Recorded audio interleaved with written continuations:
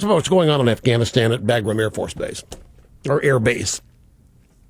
This is the story where Muslim prisoners were using books, occasionally Korans, to pass messages to one another. Incendiary messages. They were using books in the jail to pass message to each other. Some of the books were the Koran. Nobody knew this because they were not printed in English. When it was discovered, the books were taken away. The people who took the books away are not the people who discovered the books. The soldiers who took the books away and burned them didn't know they were burning Korans. They just were told to dispatch the stuff. On schedule and on cue, massive protests erupted all over Kabul. And Americans were shot, and then Obama apologized to our puppet, our former puppet over there, Hamid Karzai, who was the president of Afghanistan. Obama apologized. And now, if you haven't heard this, a Muslim group somewhere might be in Kabul, in Afghanistan. A Muslim group has demanded that the soldiers who took the garbage out and burned it now be put on trial and prosecuted. NATO has agreed to the prosecution. So the soldiers, the Americans, who burned the garbage, who did not know that the Koran was... And by the way, the Muslims, prisoners themselves, defaced the Koran by writing messages to each other in these books. It was discovered, they were taken away and burned. So now these guys are going to be prosecuted as everybody scared to death and bending over backwards, not to offend. And it's gotten to the point where, why are we there? If this is the end result of us being there, let's get these people out, bring them home, and to hell with the place over there.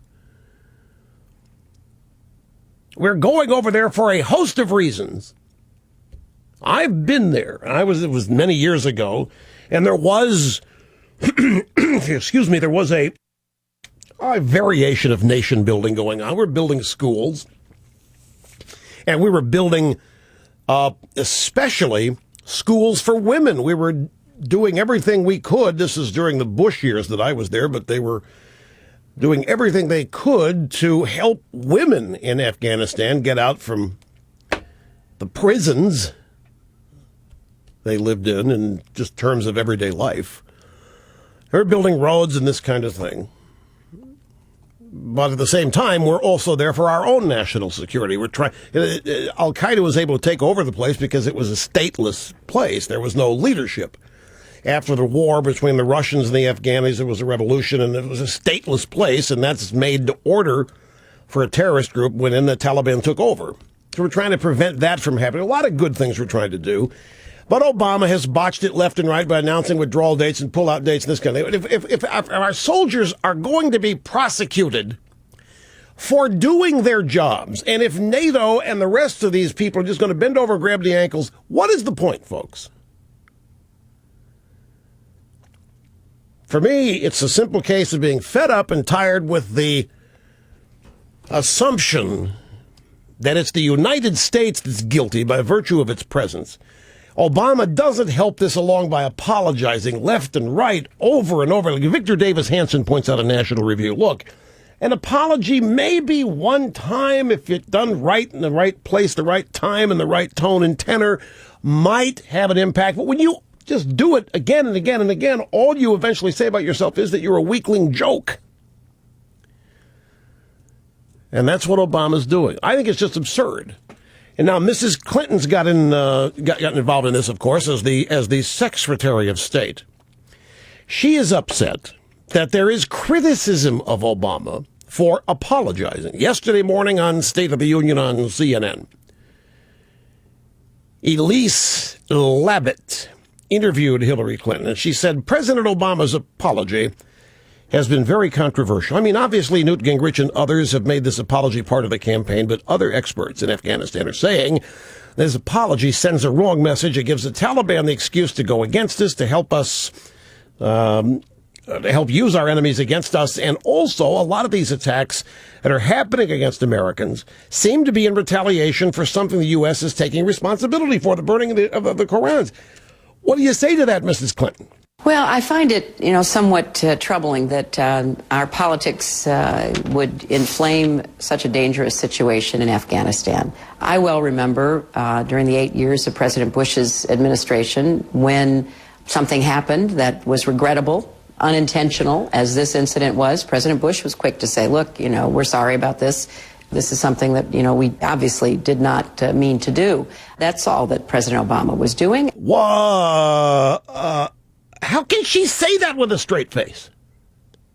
Bush? What did I miss? Bush apologized all over the place for things like this when they happened? But more than that, Mrs. Clinton says, I find it somewhat troubling that our politics would inflame such a dangerous situation. Really, Mrs. Clinton? You find it a shame that our politics would inflame such a... How about when Michael Isikoff ran the false story that Korans are being flushed down the toilet at Club Gitmo? What about when you guys were calling David Petraeus a liar before he even testified?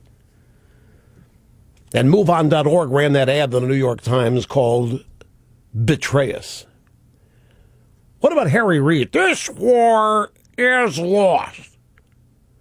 What about all of the effort? John Kerry, John Murtha, agreeing with false allegations that the Marines in Haditha had committed rape, murder, and mayhem against women. And it acted like terrorists, John Kerry. You are troubled that our politics would inflame such a dangerous situation, and this kind of thing didn't happen when Bush was president. How about Mrs. Clinton herself undermining the war in Iraq? Let's go back.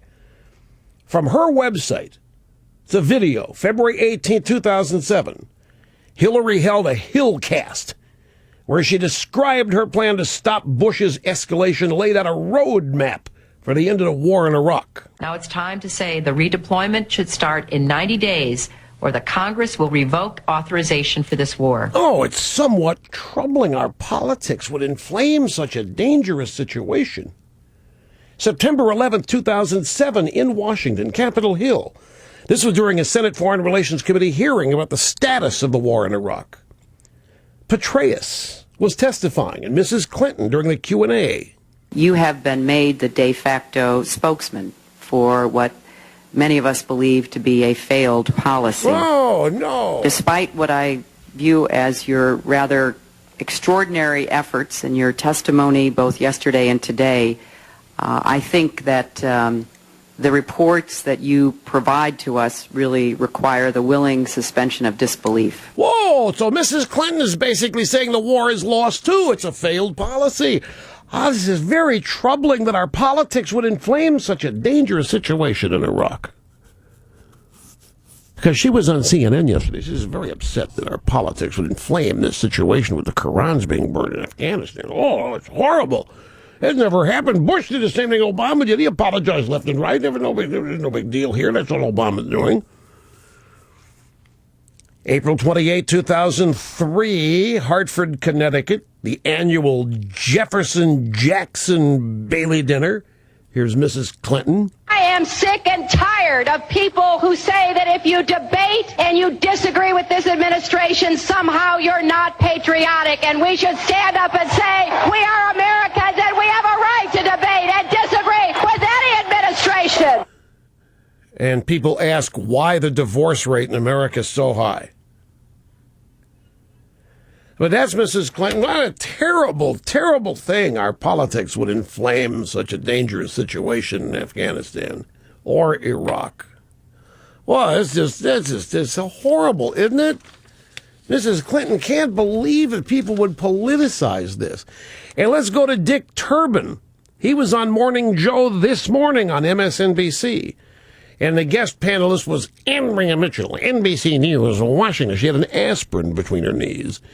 She said, what about those events like Afghanistan, gasoline prices, global events over which the president has so little control? Did Andrea Mitchell ever make that observation about George W. Bush? Worldwide events where the president had so little control. So she continues her question to Durbin. Gasoline prices. Doesn't President Obama have a lot of challenges going forward as the commander-in-chief, as the incumbent? Look at the three Republican candidates scurrying to go to these talk shows on Sunday to try to say, well, we're really going to broaden this battle. The inflammatory rhetoric from Newt Gingrich, which just continues on a regular basis. President Obama is showing leadership at a time when people want it. He is trying to calm a dangerous situation when we have American troops whose lives are at stake. That is what a leader does in foreign policy. Doesn't run off and inflame the situation in the hopes of winning a few points back home. Really? Obama showing leadership when people want it? Calm a dangerous situation? We have troops whose lives are at stake? This Gingrich guy, all this inflammatory rhetoric, Dick Durbin. Well, it seems to me, if we go back to June 10th of 2005, seems to me we got somebody who's a perp. You're guilty of this. We found somebody who's done exactly what Durbin says shouldn't be done. We found a soundbite of somebody in 2005 doing exactly what Dick Durbin's speaking out against this morning. If I read this to you and didn't tell you that it was an FBI agent describing what Americans had done to prisoners in their control, you would most certainly believe this must have happened by Nazis, Soviets in their gulags, wow, or some mad regime, Pol Pot or others, whoa, that had no concern for human beings. Whoa. Sadly, whoa, that's not the case. No, it's not. This was the action of Americans in treatment of their own prisoners. I have to take a break, but the hypocrisy here is just glaring. Politicizing, inflaming, criticizing these Democrats, clean and pure as the wind-driven snow. They are the perps. They start this stuff.